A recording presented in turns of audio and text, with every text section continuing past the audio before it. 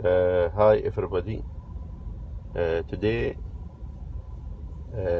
I'll explain how we can repair the the problem of cable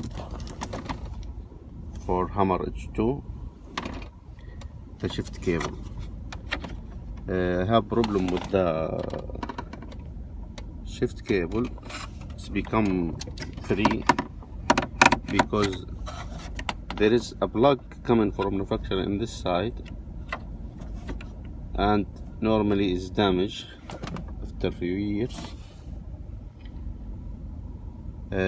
What I have done, I bought new one from eBay instead to buy new cables, and I install it. It's cost $9 with shipping. After we have installed it, we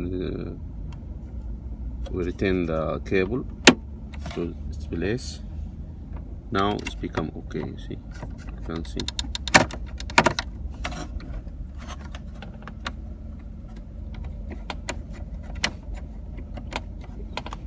This work fine.